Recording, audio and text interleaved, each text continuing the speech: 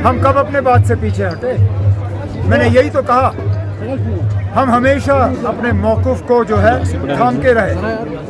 हमने सौदाबाजी नहीं की, हमने लोगों को धोखा नहीं दिया। आप याद करिए ना, जब यहाँ बंदूक शुरू हो रहा था, उस दौर में बहुत सारे बह गए, बहुत सारे लोग जो हैं वो हवा के रुख के साथ जो है अपना रुख बदल गए। उस वक्त भी फारूक अब्दुल्ला साहब दरगाह शरीफ हजरत बल में खड़े हुए।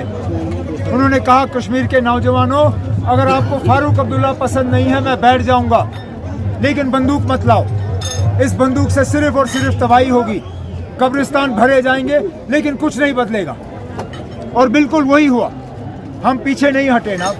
हम लोगों को उस वक्त भी हम सही बात कह रहे थे, आज भी हम सही बात कह रहे हैं। जो हमने वादे किए हैं लोगों के साथ, हम उन वादों पे कायम रहेंगे। क्योंकि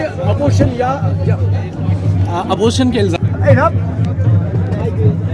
जिन पार्टियों के हाथ में सेब है, बैट है, कलम दवात है, उनके लिए तो बीजेपी वोट मांग रही है। सुरनकोट में आपके वो सीनियर लीडर मुश्ताक बुखारी साहब, वो महबूबा मुफ्ती के लिए वोट मांग रहे हैं। मेंढर में आपके मुर्तज़ा खान साहब, उनका बयान है, वो कहते हैं मैं बीजेपी के साथ जुड़ा हूँ, लेकिन क्योंकि बीजेपी का उम्मीदवार नहीं है तो हम वोट पीडीपी को डालेंगे।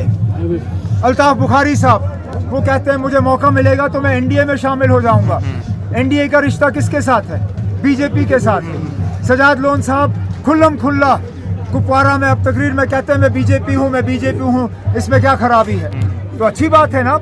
हम तो पहले दिन से कहते आए हैं कि ये लोग बीजेपी का वोटिंग के मशीन पे निशान नहीं होगा, लेकिन बीजेपी बराबर इन कश्मीर की 3 सीटों के इलेक्शन पे बराबर के शरीक हैं।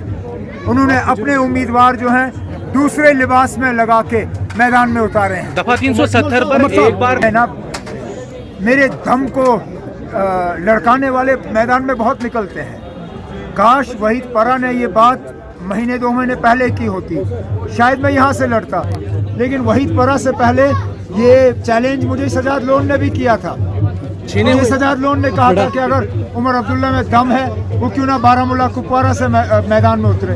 मैं उतरा और कल आपने उसका नतीजा देखा। बात ये है कि वहाँ से अब धमकी के फ़ोन आना शुरू हो गए, खासकर पीपल्स कॉन्फ्रेंस के तरफ से, क्योंकि उन्होंने देखा कि ज़मीन उनके पैरों तले जो है खिसक रही है।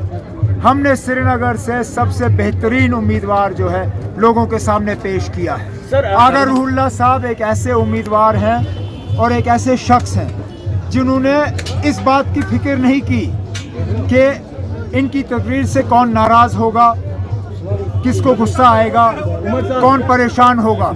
ये हमेशा मौक़िफ़ पे कायम रहे, इससे पहले भी और इसके बाद भी।